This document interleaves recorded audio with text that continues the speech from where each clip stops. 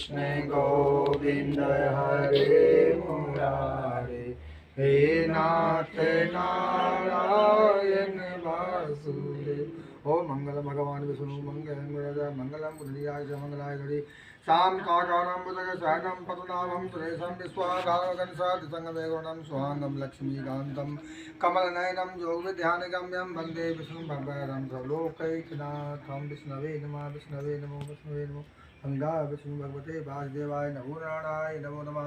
कार्तिक महात्म का दूसरे अध्याय प्रारंभम करिष्ये। श्री कृष्ण भगवान बोले, हे प्रिय, जब गुणवती ने राक्षस द्वारा अपने पिता और पति का मरना सुना तो दुखित हुई और रुदन करने लगी। हे स्वामी, हे पिता, आप मुझे छोड़कर कहाँ चले गए?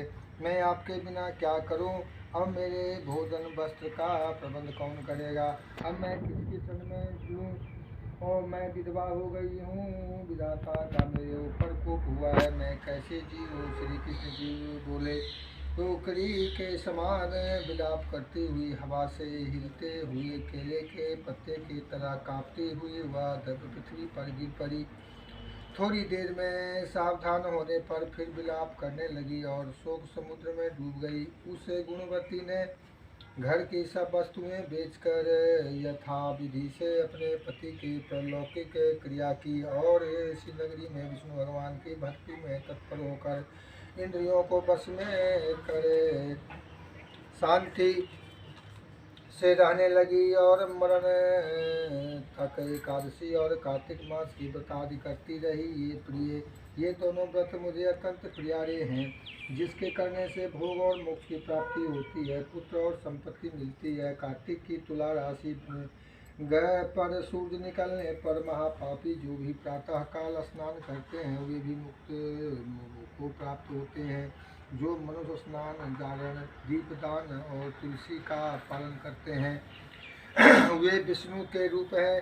विष्णु भगवान के मंदिर में झरना, सतिया काटना तथा विष्णु की पूजा आदि का कार्य जो मनुष्य करते हैं वह जीवन मुक्त होते हैं। इस प्रकार वह गुणवती हर एक वर्ष कार्तिक व्रत और विष्णु भगवान का नित्य ही पूजन करती रही।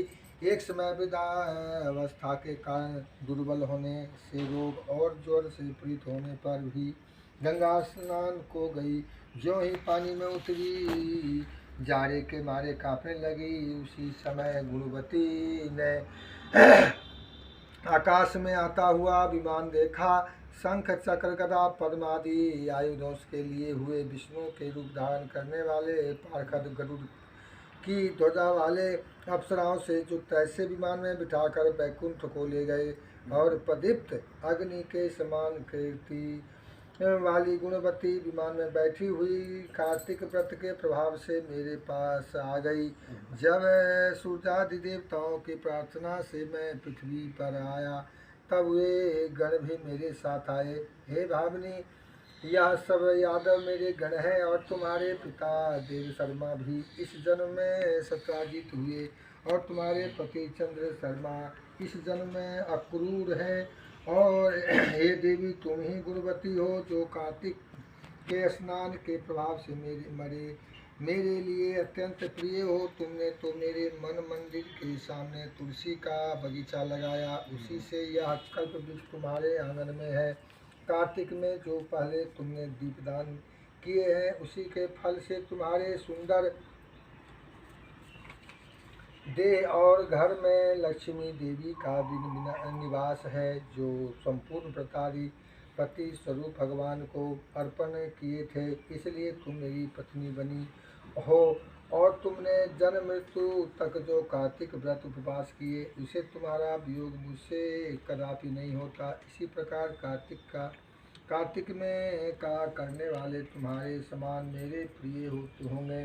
और सूत जी बोले, सत्यभामा जी अपने पूर्व जन्म का यह हाल जानकर बड़ी प्रसन्न हुई। बोलो भगवान की जय।